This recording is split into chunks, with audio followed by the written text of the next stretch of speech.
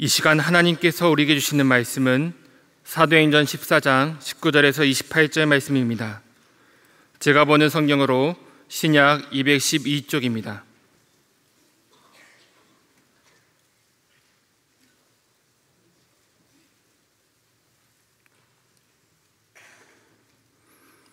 하나님의 말씀을 봉독하겠습니다.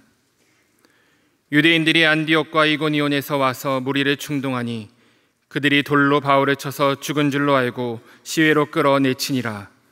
제자들이 둘러섰을 때에 바울이 일어나 그 성에 들어갔다가 이튿날 바나바와 함께 더베로 가서 복음을 그 성에서 전하여 많은 사람을 제자로 삼고 루스드라와 이고니온과 안디옥으로 돌아가서 제자들의 마음을 굳게 하여 이 믿음에 머물러 있으라 권하고, 또 우리가 하나님의 나라에 들어가려면 많은 환난을 겪어야 할 것이라 하고, 각 교회에서 장로들을 택하여 금식 기도하며 그들이 믿는 주께 그들을 위탁하고, 비시디아 가운데로 지나서 밤빌리아에 이르러 말씀을 버가에서 전하고 아달리아로 내려가서 거기서 배 타고 안디옥에 이르니, 이곳은 두 사도가 이룬 그 일을 위하여 전에 하나님의 은혜에 부탁하던 곳이라. 그들이 이르러 교회를 모아 하나님이 함께 행하신 모든 일과 이방인들에게 믿음의 문을 여신 것을 보고하고 제자들과 함께 오래 있으니라. 아멘. 여러분 롤러코스터를 타보셨습니까? 이 롤러코스터는 가파른 경사, 또 급격한 하강, 급커브를 하도록 설계된 내위리를 열차로 달리는 놀이기구 중에 하나입니다. 철커덕 철커덕 소리를 내며 정상으로 올라갈 때도 긴장되고 스릴 있지만, 갑자기 급격하게 하강할 때 롤러코스터를 탄 사람들은 비명을 지르죠. 그 광경을 촬영한 영상을 보니까 어떤 사람은 거의 실신한 표정이고, 또 어떤 사람은 막 침을 흘리고, 또 어떤 사람은 신나고 재미있어 합니다. 저는 롤러코스터를 잘 탑니다. 잘 탄다고 하기보다는 롤러코스터 타는 법을 나름대로 파악해서 긴장과 공포를 덜 느낄 수 있는 방법을 터득했습니다. 그 방법으로 타면 급격히 하강할 때 나름 즐기며 탈 수 있습니다. 그 방법이 궁금하십니까? 옛날 개그 콘서트 프로 보니까 궁금해요? 궁금하면 500원 그러던데요. 인생은 롤러코스터를 타는 것과 같다는 말이 있습니다. 인생은 갑자기 오르막길을 만나기도 하고 갑자기 내리막길을 만나기도 하기 때문에 그런 말이 있습니다. 누구든지 인생을 살면서 오르막길과 내리막길을 만납니다. 그런데 그 오르막길과 내리막길이 천천히 다가온다면 준비하고 적응할 수 있는 시간과 여유가 있겠죠. 그런데 준비가 안 된 상태에서 갑작스럽게 오르막길과 내리막길을 겪어야 하기 때문에 몹시 당황스럽고 고통스럽고 힘든 것입니다. 인생이 그렇듯 신앙생활에도 롤러코스터를 타는 것과 같은 사건들을 겪습니다. 신앙생활 속에 오르막길도 있고 내리막길도 있다는 말입니다. 즐거워할 때가 있고 괴로워할 때가 있습니다. 박수를 받고 영광스러운 순간이 있는가 하면 고난받고 핍박받는 순간도 있습니다. 예수님의 공생애도 그랬습니다. 많은 무리들에게 환호와 인기가 있었죠. 그에 반해 또 조롱과 고난도 겪으셨습니다. 십자가의 죽음도 있었는가 하면 부활과 승리도 있었습니다. 중요한 것은 우리가 롤러코스터를 타는 것과 같은 사건을 누구와 함께 겪느냐, 누구와 함께 살아내느냐, 누구와 함께하여 마침내 승리하느냐, 그것이 중요합니다. 아니, 그것은 중요한 것을 넘어서 신앙생활의 핵심입니다. 시간이 지나가면 이 또한 지나가리라, 그런 생각만으로는 해결되지 않습니다. 오늘 본문이 있는 사도행전 14장 전체의 내용을 보면 사도 바울과 바나바는 마치 롤러코스터를 타는 것과 같았습니다. 하늘로 치솟아 올라갔다가 또 갑자기 아래로 뚝 떨어지는 사건들이 기록되어 있습니다. 희노애락이 있고 그리고 우여곡절이 있고 파란만장하고 변화무쌍한 사건들이 계속되고 있습니다. 사도 바울과 바나바는 유대인들에 의해 비시디아의 안디옥에서 쫓겨나면서 발의 먼지를 털고 갈라디아 지방의 동남쪽으로 150km를 여행하다가 이고니온에 도착했습니다. 이고니온으로 들어가서 거기 있는 유대인 회당에서 사역을 시작했습니다. 그들이 전한 복음에 대한 반응은 뜨거웠습니다. 많은 유대인들과 헬라인들이 예수님을 믿었습니다. 그러나 두 사도를 복음을 부인하는 사람들이 두 사도를 핍박하고 방해하고 악감정을 품게 해서 몹시 고통을 겪게 했습니다. 두 사도는 그런 가운데서도 주님이 그들에게 힘을 북돋아 주셔서 계속 담대하게 복음을 전했습니다. 또한 주님께서 이적과 기사를 통해서 그들과 함께 하심을 보여주셨습니다. 본문 앞에 3절입니다. 두 사도가 오래 있어 주를 힘입어 담대히 말하니 주께서 그들의 손으로 표적과 기사를 행하게 하여 주사 자기 은혜의 말씀을 증언하시니. 이에 이고니온 시내 사람들이 둘로 나뉘게 됐죠.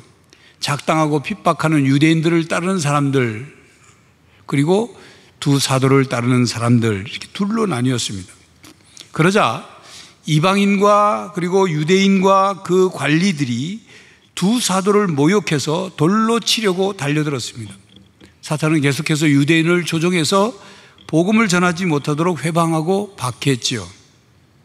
바울과 바나바 일행은 이를 알고 급히 박해를 피하여 약 30km 떨어진 루스드라로 갔습니다. 그들은 거기서도 복음을 전하게 됐는데 또 한 사건이 벌어졌습니다. 오늘 본문 앞 8절부터 18절까지의 내용이죠. 그곳에 나면서부터 걷지 못하게 되어 걸어본 적이 없어서 발을 쓰지 못하는 한 사람이 앉아있는 것을 보았습니다. 바울이 복음을 전하니까 그 사람이 바울을 주목해서 보았습니다.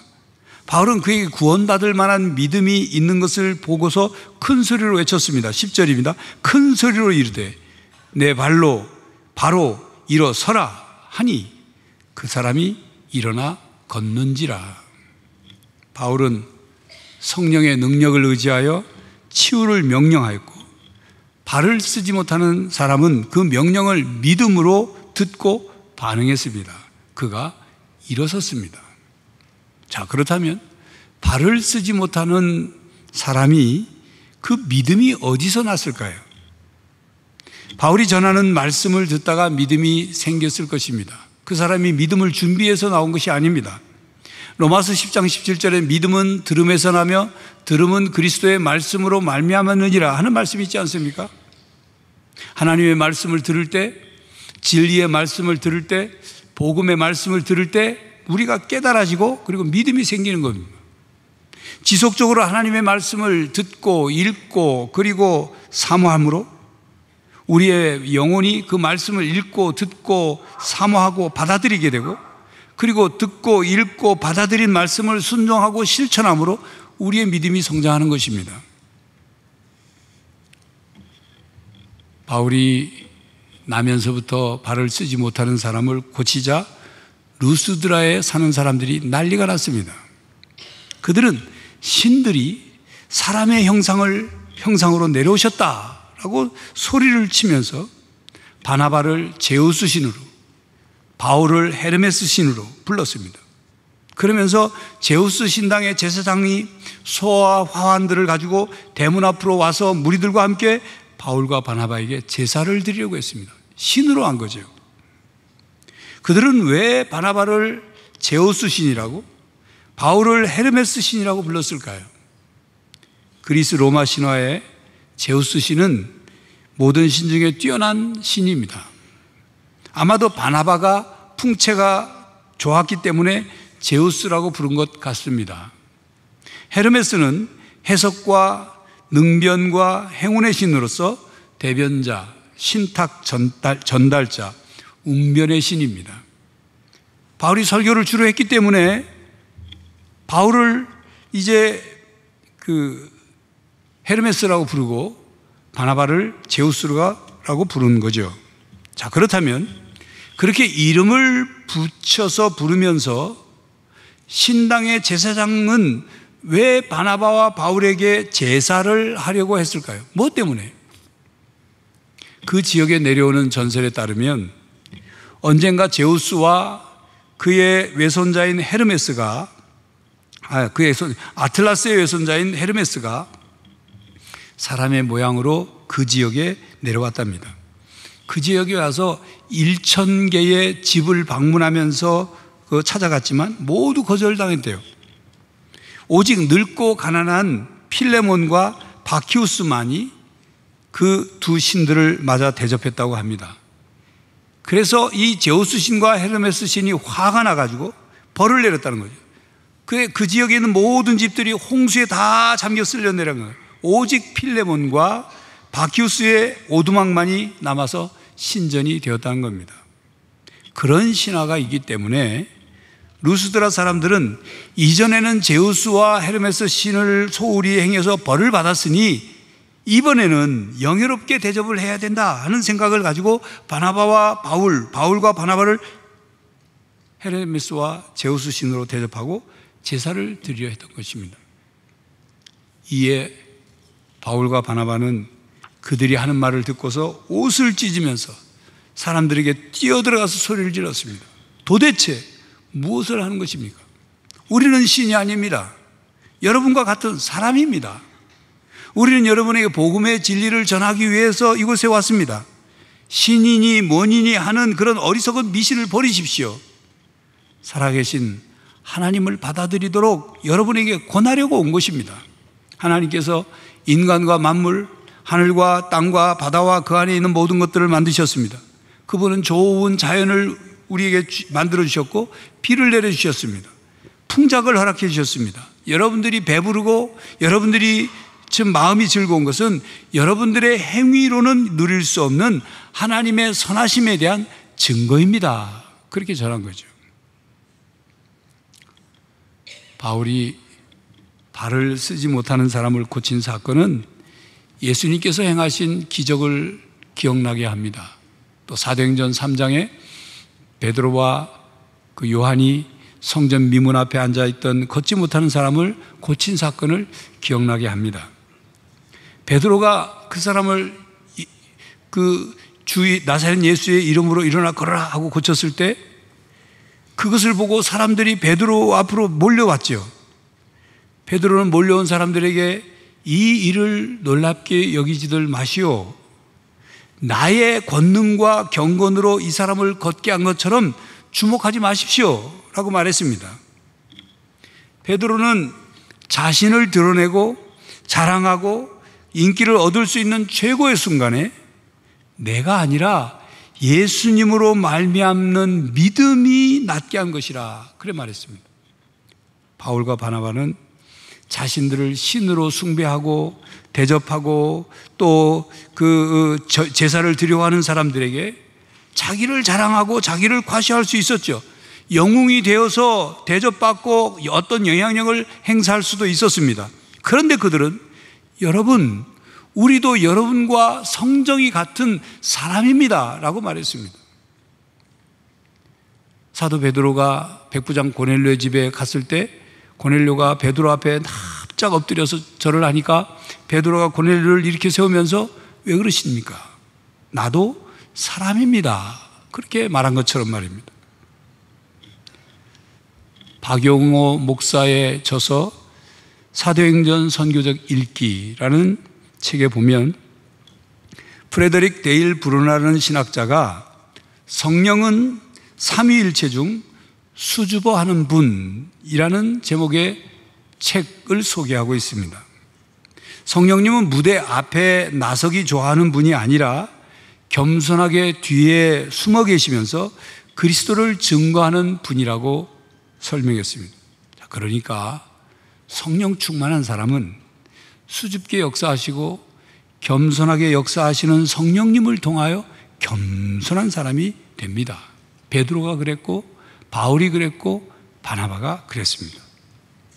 자신을 드러낼 수 있고 영웅이 될 수도 있었지만 하나님께서 하시는 일이라고 말했고 자신을 낮추었습니다.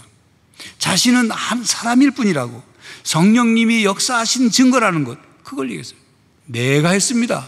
나는 이런 능력이 있는 사람입니다. 그렇게 말하지 않았어요. 여러분, 사람이 다른 사람에게 존경받고 높임을 받는 것은 귀하고 좋은 일입니다. 그러나 그것은 하나님의 일꾼에게는 더할 수 없는 무서운 시험이 될 수 있습니다. 마치 마귀가 예수님께 하나님의 아들이면 성전 꼭대기에서 한번 떠내려봐라, 네가 하나님 아들인 거 한번 자랑하고 드러내봐 라고 시험한 그것과 같은 것입니다. 어느 주석가는 이렇게 말했습니다. 이 방법은 능력과 유명세를 얻는 데는 가장 쉬운 길이다. 그리고 박해를 받고 돌팔매의 좁은 길을 피하는 가장 좋은 방법이다. 그러나 이것은 선지자들을 파멸케 하는 길이다. 그러니 사람들이 선지자를 도우려면 그들이 영광의 관을 받아들이지 않도록 그들을 위해 기도해야 한다. 주의 일꾼들이 육체적인 고통을 당하는 일도 두려운 일이지만 이보다도 정신적인 유혹이 훨씬 더 두려운 일입니다. 육체적인 고통은 우리를 겸손하게 만들어서 하나님께 더 가까이 가게 만듭니다. 그러나 정신적인 유혹과 시험은 우리를 넘어지게 하고 우리를 교만하게 만드는, 결국 하나님과 멀어지게 하고 그리고 사탄의 종이 되게 되는 거죠. 한국교회에 충성된 종들이 점점 더 타락하거나 이단의 길로 흘러간 그 이유 중에 하나가 바로 이런 정신적 유혹에 넘어졌기 때문입니다. 이것을 우리는 알고 우리는 각성해야 하는 것입니다. 성도 여러분, 이것은 조그만 칭찬에도 우쭐해지는 우리들이 배워야 할 중요한 신앙의 자세입니다. 사도행전 12장에 헤롯 왕이 연설을 하니까 그 목소리를 들은 사람들이 헤롯 왕의 목소리가 신의 목소리와 같다고 난리가 났죠. 헤롯은 그 소리를 듣고는 자신이 신이 된 것처럼 교만해졌습니다. 그래서 어떻게 됐습니까? 교만한 헤롯은 하나님께서 벌을 내리셔 그 자리에서 죽었습니다. 바울은 무리들이 신처럼 떠받들 때 과감히 거절하고 단호하게 말했습니다. 자기들도 사람이다. 나도 사람이다. 오직 천지를 지으신 하나님을 의지하고 언제나 예수 그리스도만 의지하고 높이고 증거하는 것입니다. 모든 영광의 주인이신 하나님께 영광을 돌렸습니다. 그 영광을 가로채지 않았습니다. 그렇습니다. 우리가 롤러코스터를 타는 것 같은 인생에서 높이 올라갔을 때, 높아졌을 때 우리는 하나님 앞에 한 인간이라는 사실을 잊지 말아야 합니다. 그리고 우리의 과거를 잊지 말아야 합니다. 우리는 구원받을 수 없었던 그런 존재, 그런 죄인이었어요. 오직 예수 그리스도의 십자가의 은혜로 우리가 구원받았다는 것. 그리고 우리는 하나님 없이는, 주님이 없으면 부족하고 연약하고 어리석은 존재일 뿐이라는 사실을 우리는 잊지 않고 겸손히 살 수 있기를 바랍니다. 오늘 본문 말씀에서 사도 바울은 발을 쓰지 못하는 사람을 고쳐주고 나서 사람들에게 신으로 떠받들어 지거나 또 바울과 바나바에게 제사도 드리려고 했죠. 그러나 불과 몇 시간 만에, 몇 시간이 지나지 않자 완전 사태가 역전됐어요. 바울은 성난 폭도들에게 둘러싸여 돌에 맞아서 거의 죽게 되었습니다. 자신이 과거에 핍박했던 그대로 받게 된 거죠. 사람들은 바울이 죽은 줄로 알고 시외로 끌어다가 버렸습니다. 버려진 바울을 다른 제자들이 와서 둘러섰을 때 바울이 일어났어요. 살아난 겁니다. 거의 죽게 되었던 바울을 하나님께서 부활의 능력으로 일으켜 세워주신 거죠. 바울은 예수님의 십자가의 죽음과 부활을 자기 몸으로 겪으면서 복음을 전하게 된 거예요. 마치 아무 일이 없었다는 듯이 단번에 하나님이 바울을 회복시켜 주셨습니다. 그래서 성으로 들어가서 이튿날 바나바와 함께 더베로 갔고 루스드라와 이고니온과 그리고 안디옥으로 돌아갔습니다.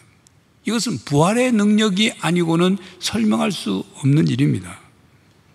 바울은 주님의 부활을 맛보았습니다. 바로 이것이 우리가 붙잡아야 할 능력이요 또한 하나님의 도우심입니다. 바울과 바나바는 롤러코스터를 타는 것과 같은 전도 여행을 겪으면서 안디옥으로 돌아와 제1차 전도 여행을 마치고 보고를 했습니다. 그러면서 먼저 제자들의 마음을 굳게 했습니다. 믿음에 머물러 있으라고 권면했습니다. 박해 속에서 인내하며 이기라고 격려했습니다. 본문 22절이죠.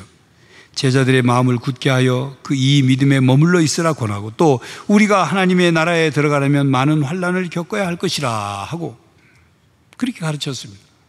여기서 환난이라는 단어는 드립시스라는 단어인데 이 말은 알곡에서 결을 분리시키는 고대의 탈곡기에서 유래된 말입니다.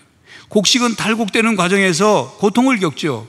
껍질이 벗겨지는, 때리거나 누르거나 으깨거나 해서 그 껍질을 벗길 때 고통을 겪죠. 그 고통의 과정을 거쳐서 탈곡이 되면 곡간에 알곡은 쌓여지게 됩니다. 이와 같이 우리가 마지막으로 영원히 쉬게 될 천국의 곡간에 들어가려면 영적 탈곡기를 거쳐야 하는데 그것이 바로 환난이라는 것입니다. 이처럼 우리는 환난을 겪으면서 더욱 온전한 믿음으로 성장하며 하나님 나라에 들어가게 됩니다. 찰스 스펄전이 이런 말을 했습니다. 하나님의 웅대한 진리 가운데 대부분은 고통을 통하여 알게 된다. 그것들은 고통에 달궈진 쇳덩이로 우리 속에 타고 들어와야 한다. 그렇지 않으면 우리는 진정으로 그것들을 받아들이지 않을 것이다. 먼저 자신이 경험해 보기 전에 하나님 나라에 대해 판단을 내릴 능력이 있는 사람은 없다. 우리가 높은 곳에서는 결코 알 수 없는 것이 심연의 바닥에서 깨달아지는 것이 많기 때문이다. 그렇습니다. 신앙은 그냥 평범하고 또 무난하고 쉬운 일을 통해서 바람직한 성장이나 성숙이 이루어지지 않습니다. 그러므로 인생의 롤러코스터가 바닥으로 내리치다를 때 우리는 믿음에 머물러야 합니다. 믿음을 굳게 붙잡아야 합니다. 예수님을 굳게 믿고 의지해야 합니다. 오직 하나님께 소망을 두어야 합니다. 바울과 바나바는 교인들의 믿음을 굳게 세워주며 각 교회에서 장로들을 택하여 금식 기도를 하며 그들을 주께 부탁했습니다. 교회 조직을 확립한 거죠. 이방인 교회 장로를 세우는 것은 처음입니다. 바울과 바나바가 장로 직분을 만들어서 처음 세운 것이 아니라 이미 그때 예루살렘 교회는 장로를 세워 있었습니다. 교회 제도를 세운 바울과 바나바는 제자들을 주님께 부탁했습니다. 이것이 오늘 본문 내용입니다. 사도 바울과 바나바는 이고니온에서 루스드라에서 더베에서 마치 롤러코스터를 타는 것처럼 삶의 양극을 체험했습니다. 복음 전파 사역의 반응도 극과 극의 반응이었습니다. 때로는 많은 사람들이 칭송을 받기도 하고 어떤 곳에서는 신으로 불려지기도 하고 섬김을 받기도 했습니다. 그러나 그런 상황은 순식간에 역전이 돼서 바울은 도시 밖으로 끌려 나와서 돌에 맞아 거의 죽음 직전까지 이르렀습니다. 그러나 바울은 롤러코스터를 타는 것과 같은 일들을 겪으면서 결코 흔들리지 않았습니다. 오직 하나님만 바라보았습니다. 사도 바울이 그렇게 흔들리지 않고 복음 전파 사역을 할 수 있었던 원동력은 사람들의 반응 때문이 아닙니다. 사람들의 도움 때문이 아닙니다. 사람들이 하는 뭐라고 말하는 그 말 때문이 아니었습니다. 오직 하나님으로부터 힘을 얻었어요. 그리고 주의를 하고 믿음 생활할 때 환난도 있다는 것, 그걸 너무도 잘 알았어요. 그래서 그 환난을 주님과 함께 이겨냈던 것입니다. 그러하기에 예수님을 믿는 그리스도인은 하나님 나라에 들어가기 위해 환난을 겪어야 하고 예수님을 믿는 믿음으로 환난을 견디고 이겨내야 한다고 권면한 것입니다. 이번 2024 파리 올림픽에 생애 처음 출전한 한국 남자 골프 선수 22살 김주영 선수는 최초로 톱 10에 진입한 대회를 마치면서 가장 먼저 하나님께 감사를 드렸습니다. 김 선수는 삶에서 성공했을 때, 그리고 실패했을 때 언제나 영광을 드리고 싶은 사랑하는 하나님 아버지에게 정말 감사드립니다 라고 고백했습니다. 언제나 사람으로서, 골프 선수로서 겸손함을 가르쳐 주시고 제 길을 인도해 주시며 부담되고 힘든 상황에서 가장 큰 힘이 되어 주셔서 하나님께 감사하다고 고백했습니다. 나이는 아직 젊지만 높아질 때와 낮아질 때 인생의 롤러코스터를 타는 법을 알았고 겸손과 믿음의 자세를 가졌습니다. 성도 여러분, 인생을 살면서 롤러코스터를 타는 것과 같을 때 어떻게 하시겠습니까? 우리가 정상에 오르고 있을 때, 높이 올라갔을 때 하나님의 은혜를 깨닫고 하나님 앞에 겸손해야 합니다. 하나님 앞에서 더욱 신실한 자세를 가져야 합니다. 또한 우리가 실패와 위기로 인해 인생의 바닥으로 내리치다를 때 우리는 낙심하거나 절망하지 말아야 합니다. 믿음의 중심이 흔들려서는 안 됩니다. 신앙의 균형을 잃지 말아야 합니다. 끝까지 하나님을 전적으로 믿고 의지해야 합니다. 오늘은 8.15 광복절 감사주일입니다. 우리나라는 지금 롤러코스터를 타는 것과 같습니다. 어떤 것은 세계적으로 유명하고 높아졌고 어떤 것은 바닥으로 추락했습니다. 우리나라가 하나님 앞에 겸손해지고 하나님 중심의 신앙을 가진 나라가 되어야 할 것입니다. 나라의 대통령과 지도자들이 그리고 국민들이 하나님 앞에 겸손하고 하나님 중심의 신앙으로 이 나라를 새롭게 이루어 가야 할 것입니다. 먼저 우리 그리스도인들이 하나님 앞에 겸손하게 자세를 낮추고 기도하면서 어떤 상황에서도 흔들리지 않는 하나님 중심의 신앙으로 모든 이들의 모범이 될 수 있기를 간절히 바랍니다. 기도하겠습니다. 하나님, 이 땅을 살아가며 오르막길과 내리막길을 정상에서 혹은 바닥에서 괴로운 일 혹은 기쁜 일을 겪으며 살아갑니다. 그때 주님, 하나님 앞에 겸손하게 하시고 하나님 중심의, 주님 중심의 신앙이 흔들리지 않게 하시고 끝까지 주님과 함께 환난을 이겨내게 하여 주시옵소서. 예수 그리스도의 이름으로 기도하옵나이다. 아멘. 성도 여러분, 우리의 삶은 롤러코스터를 타는 것과 같을 때가 있습니다. 높아졌을 때 겸손하십시오. 낮아졌을 때 주님을 더욱 의지하십시오. 끝까지 하나님 중심 신앙으로 사십시오. 광복절 감사주의를 맞이하여 더욱 나라 사랑에 힘쓰는 성도들이 되시기를 간절히 바랍니다.